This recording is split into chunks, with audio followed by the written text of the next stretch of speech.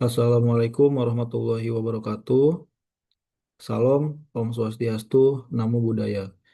Pada kesempatan kali ini, saya akan mempresentasikan laporan akhir dari kelompok kami pada mata kuliah Studio Perancangan 1 mengenai perencanaan struktur atas dan struktur bawah pada proyek pembangunan gedung perkantoran 4 lantai di Jakarta. Dengan saya Fajri Ramdhani, NIM 411-211-20094. Pada kesempatan kali ini, saya akan memaparkan mengenai struktur atas terlebih dahulu yang telah kami klasifikasikan dan disusun menjadi 5 bab, yaitu bab 1 pendahuluan, bab 2 perencanaan elemen struktur, bab 3 modelisasi struktur, bab 4 analisa struktur, dan bab 5 desain struktur. Untuk struktur bawah akan saya paparkan dalam video berikutnya. Kita mulai dari bab 1 yaitu pendahuluan. Pertama, saya akan menjelaskan deskripsi umum proyek. Kami merancang sebuah gedung kantor 4 lantai yang berlokasi di Jakarta dengan tinggi total bangunan sekitar 16,5 meter. Struktur bangunan ini dirancang menggunakan sistem perangkap pemikul momen khusus atau SRPMK. Perencanaan kekuatan struktur bangunan berdasarkan teori kekuatan batas, yaitu penampang direncanakan mempunyai kuat rencana minimum sama atau lebih besar dari kuat perlu. Selain itu, perencanaan harus mengikuti prinsip-prinsip perencanaan kapasitas, di antaranya balok lemah, kolom kuat, serta kapasitas struktur atas tidak boleh lebih besar dari struktur bawah. Kemudian untuk analisis struktur, kami menggunakan software ETABS dan perencanaan mengikuti standar nasional, yaitu SNI 2847 tahun 2019 tentang persyaratan beton struktural untuk bangunan gedung, SNI 1727 tahun 2020 tentang beban minimum untuk perancangan bangunan gedung dan struktur lain, dan SNI 1726 tahun 2019 tentang tata cara perencanaan ketahanan gempa untuk struktur bangunan gedung dan non-gedung. Lanjut, denah dan gambar proyek.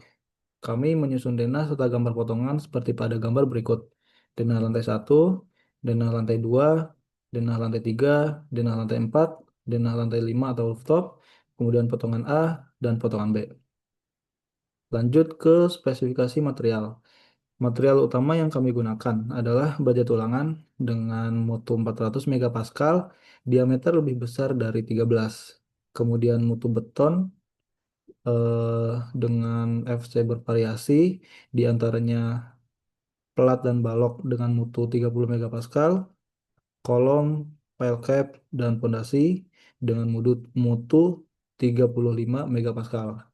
Dengan modulus elastisitas dihitung dari E sama dengan 4.700 akar FC. Kemudian masuk ke pembebanan. Untuk beban mati dibagi menjadi dua. Yang pertama, berat sendiri atau beban sendiri, dead load atau DL. Merupakan beban dari struktur seperti pelat, balok, kolom, dan dinding, dihitung otomatis oleh ETABS. Dengan menggunakan berat jenis material beton 24 kilonewton per meter kubik dan berat jenis tulangan 78,50 kilonewton per meter kubik. Yang kedua, beban tambahan, Superimposed Dead Load atau SIDL, merupakan beban dari elemen non-struktural seperti keramik, plafon, instalasi ME, dan lainnya. Total SIDL untuk lantai 1 sampai dengan lantai 4 adalah 3,44 kilonewton per meter persegi. Sedangkan total SIDL untuk lantai atap adalah 0,39 kilonewton per meter persegi. Selanjutnya, beban hidup dan beban gempa. Beban hidup, live load atau LL, adalah beban yang terjadi akibat penggunaan gedung yang berasal dari barang atau orang yang dapat berpindah tempat sehingga mengakibatkan perubahan dalam pembebanan lantai dan atap. Berikut adalah daftar beban hidup pada bangunan gedung kantor ini berdasarkan fungsi bangunannya.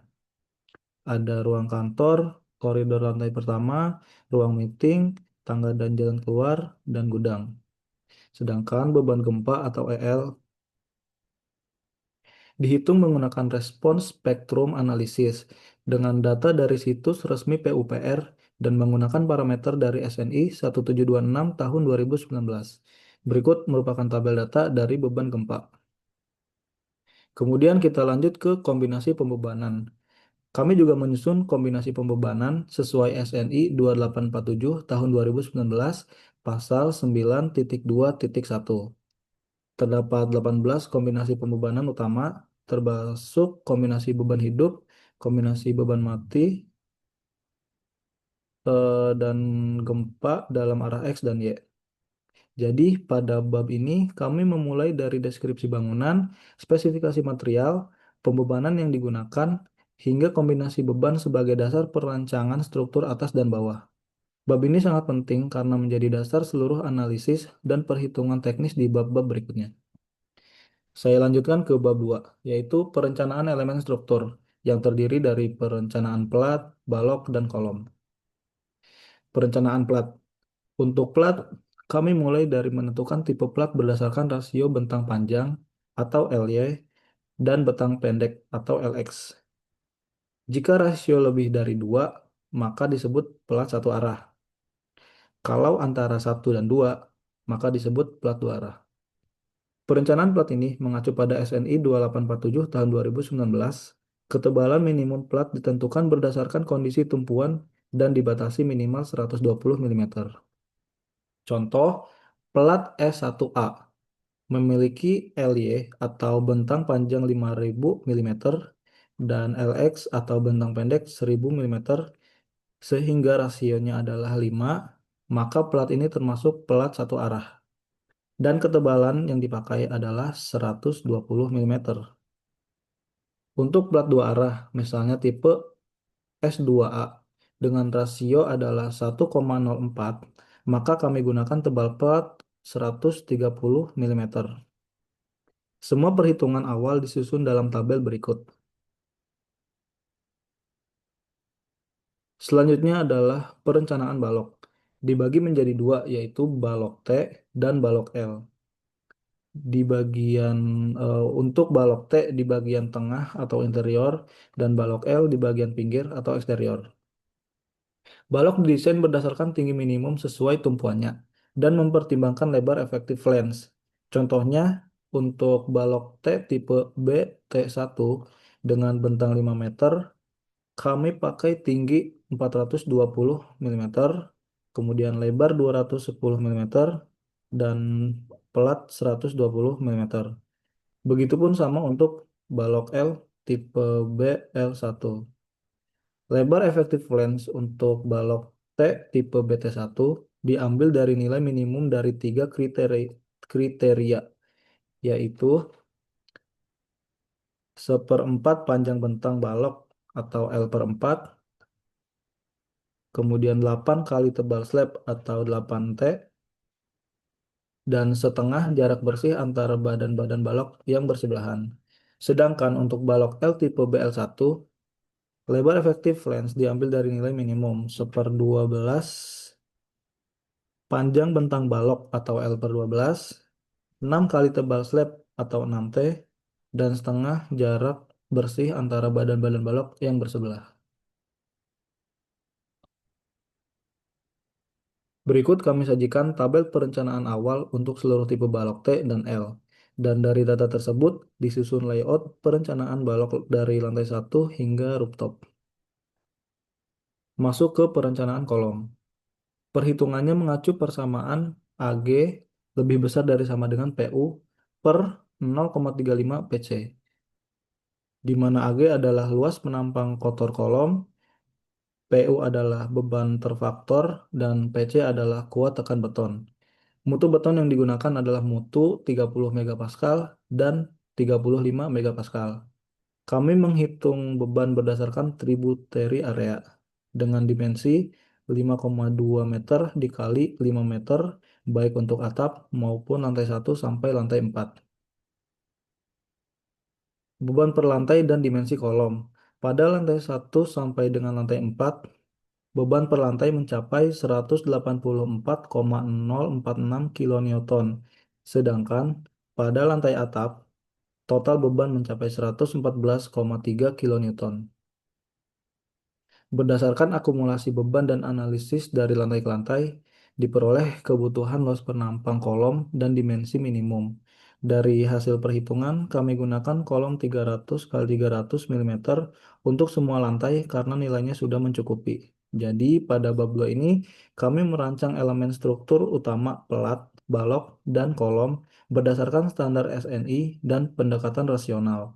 Tujuannya agar elemen-elemen ini aman menahan beban rencana dan berfungsi optimal sebagai sistem struktur bangunan. Selanjutnya saya akan menjelaskan bab 3 yang berisi tentang modelisasi struktur menggunakan perangkat lunak ETABS. Langkah pertama dalam pemodelan struktur adalah membuat grid dan story. Kita mulai dengan mengatur unit ke kilonewton meter, lalu kita input data grid dan tinggi antar lantai sesuai dengan denah dan elevasi bangunan. Hasilnya bisa dilihat seperti tampilan grid dan story yang sudah disesuaikan secara simetris. Nah, berikut proses input dan hasil outputnya. Selanjutnya kita mendefinisikan material. Untuk beton digunakan mutu 30 megapascal untuk balok, pelat lantai, dan dinding geser. Dan juga mutu 35 megapascal untuk kolom. Sedangkan untuk baja digunakan mutu 400 megapascal. Input dilakukan melalui menu define, kemudian material properties, dan kita isi masing-masing properti material, termasuk modulus elastisitas, berat jenis, dan setelan lainnya. Kemudian lanjut ke penampang elemen struktur. Kita definisikan elemen-elemen struktur, meliputi balok T, balok L, kolom, pelat lantai, dan dinding geser. Untuk setiap elemen, kita tentukan dimensi selimut beton serta properti analisis lainnya, seperti momon inersia yang dimodifikasi sesuai faktor pengurang kekuatan dari SNI. Lanjut ke permodelan elemen struktur di etaps. Permodelan dimulai dari kolom. Nah, kolom ini digambar berdasarkan grid dan menggunakan fitur all story agar langsung terkopi ke semua lantai. Kemudian balok digambar dengan sambungan menerus atau kontinu sesuai arah bentang dan ukuran desain. Lalu pelat lantai dimodelkan sebagai sel dengan ketebalan yang disesuaikan, termasuk penambahan void jika diperlukan. Dan dinding geser dimodelkan dengan tipe sel juga dengan ketebalan yang disesuaikan juga. Lalu ke permodelan perletakan struktur dan pembebanan struktur. Untuk perletakan struktur, kami menggunakan perletakan jepit atau fixed support di seluruh titik dasar struktur. Ini diatur melalui assign, join, restrain. Berikut gambar model perletakan strukturnya. Lalu, pembebanan struktur.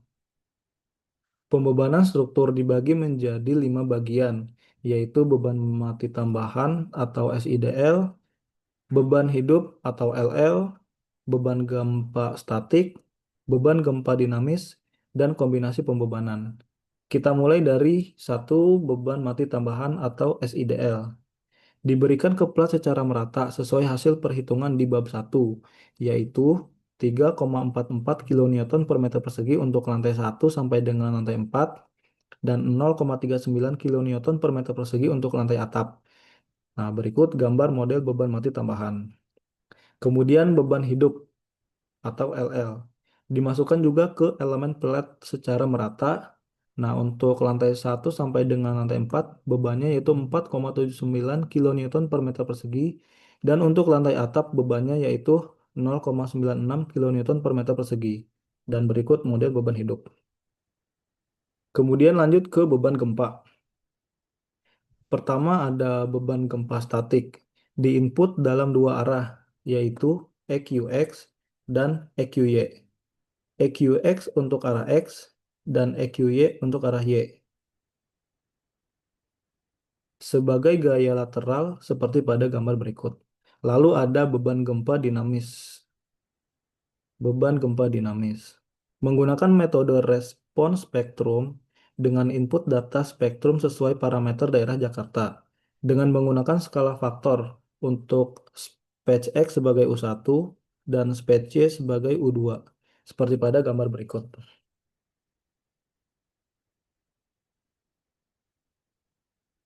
Kemudian ke kombinasi pembebanan. Kami masukkan 18 kombinasi beban ke dalam ETABS menggunakan menu define kemudian load combination sesuai dengan yang dirinci di bab 1 dengan data-data setiap kombinasi seperti pada gambar-gambar berikut ini. Berikut kombinasi satu, kombinasi 2, kombinasi 3, kombinasi 4, 5, 6, 7, 8, 9, 10, 11, 12, 13, 14, 15, 16, 17, dan kombinasi 18. Jadi pada bab 3 ini, seluruh elemen struktur mulai dari balok, kolom, plat, dinding geser, hingga beban dan kombinasi beban telah dimodelkan secara menyeluruh di ETABS. Model ini akan menjadi dasar analisis struktur yang akan dibahas di bab-bab selanjutnya. Saya lanjutkan ke bab 4 tentang analisa struktur. Analisa ini kami lakukan untuk memastikan apakah struktur bangunan sudah memenuhi syarat kekuatan, kekakuan, serta keamanan terhadap beban gempa. Analisa umum. Analisa struktur ini mencakup penentuan periode fundamental struktur, perhitungan gaya geser gempa, elevasi faktor skala gempa, simpangan antar lantai. Semua analisa ini mengacu pada SNI 1726 tahun 2012 dan dilakukan menggunakan software ETABS. Periode fundamental struktur. Periode fundamental struktur pada ETABS dapat diperoleh dari display, show table, analisis result, struktur output, modal information, tabel, modal participating mass ratio. Nah, berikut berikut adalah tabel modal participating mass ratio ETABS. Dilihat pada tabel ini, massa ragam terkombinasi lebih besar dari 100%, yaitu arah X sebesar 1 dan arah Y sebesar 1 dengan 38 mode. Nilai periode struktur dari etaps pada mode 1 yaitu 0,027. Dominan translasi arah Y sebesar 0,5504 dan pada mode 2 yaitu 0,026. Dominan translasi arah X sebesar 0,6882. Berikut rekapitulasinya. Periode fundamental dihitung dengan pendekatan TA minimal atau TA min sama dengan CT kali H pangkat X N dengan parameter SD1, kemudian koefisien CU, koefisien CT, koefisien X, dan tinggi struktur dengan nilai-nilai berikut. Diperoleh TA min sama dengan 0,5809 detik dan TA max sama dengan 0,8516 detik. Namun hasil TA etaps menunjukkan periode aktual di bawah TA min, yaitu 0,026 dan 0,027 detik. Sehingga untuk desain kami gunakan TA min, yaitu 0,809 detik untuk TA arah X dan arah Y.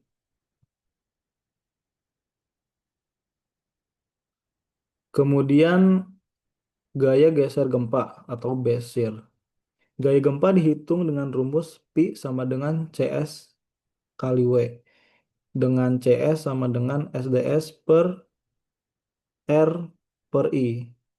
Kemudian CS max sama dengan SD1 per T kali R per I. Kemudian CS min sama dengan 0,044 kali SDS kali I lebih besar dari sama dengan 0,01 dan CS 0,5 kali S1 per R per I. Dengan keterangan R sebagai faktor modifikasi respon, sedangkan IE yaitu faktor keutamaan gempa. Nilai ini memenuhi syarat karena CS min sama dengan 0,027 dan CS max sama dengan 0,1179 sehingga CS valid dan dapat digunakan untuk arah X dan Y. Selanjutnya, penerapan gaya gempa di etaps. Gaya gempa kemudian diinput ke etap sebagai static load case dan respons spektrum. EQX dan EQY untuk arah gempa statik, Spatch X dan Spatch Y untuk arah gempa dinamis. Data gaya geser dari masing-masing metode kami tampilkan dalam tabel analisis etaps berikut. Kemudian faktor skala gempa. Berdasarkan SNI, jika analisis ragam atau PT lebih kecil dari 85% gaya gempa lateral ekuivalen atau V, maka gaya harus dikalikan dengan faktor skala dengan rumus 0,85 dikali pi per PT. Begitu juga untuk simpangan antar lantai. Jika hasilnya kurang dari 85% dari nilai seharusnya, maka dikalikan dengan rumus 0,85 dikali CSW per PT. Hasilnya, faktor skala kami sesuaikan ulang di etap sesuai arah gempa seperti pada data-data berikut. Lalu simpangan antar lantai atau story drift. Kami analisis simpangan antar lantai atau drift berdasarkan rumus gamma X sama dengan CD kali gamma XE per I. Nilai simpangan kami bandingkan dengan simpangan izin berdasarkan kategori resiko bangunan kantor, yaitu kategori 2, dengan batas maksimum 0,02 HSX. Hasilnya, simpangan yang terjadi masih di bawah batas izin.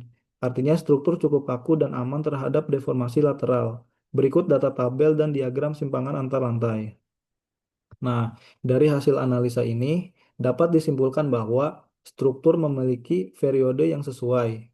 Gaya geser gempa dan pembebanannya masih memenuhi syarat SNI. Setelah dikalibrasi dengan faktor skala, simpangan antar lantai juga aman. Selanjutnya saya akan menyampaikan bab 5, yaitu tentang desain struktur, yang terdiri dari desain tulangan kolom, balok, dan plat lantai. Berdasarkan hasil analisis struktur dari bab-bab sebelumnya. Untuk kolom, perencanaan dilakukan dan dapat dilihat pada gambar berikut. Perencanaan dilakukan pada tulangan longitudinal dan sengkang.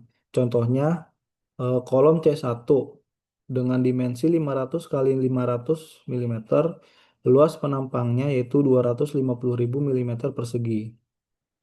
Dari hasil etap, kebutuhan tulangan longitudinal adalah sebesar 1% dari penampang atau 2.500 mm persegi. Kami menggunakan tulangan diameter 20 dengan luas 314 mm persegi per batang, sehingga dibutuhkan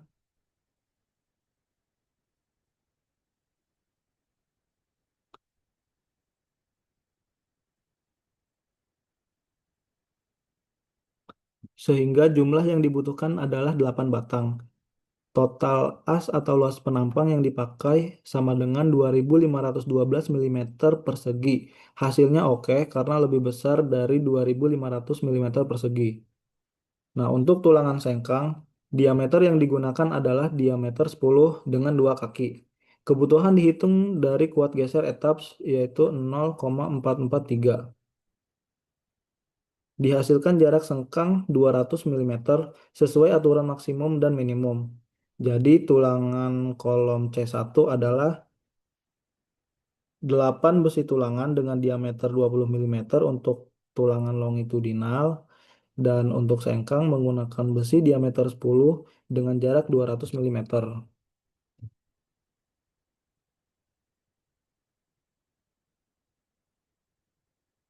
Selanjutnya menganalisis balok pada lantai 1. Berikut gambar modelnya. Kami menganalisis balok. Hasil output etaps menunjukkan kebutuhan tulangan sebagai berikut. Pada tulangan longitudinal, untuk semua posisi tumpuan kiri, tengah, dan tumpuan kanan, kebutuhan as yaitu 2.137,5 mm persegi dengan diameter 20 sama dengan 314 milimeter persegi per batang.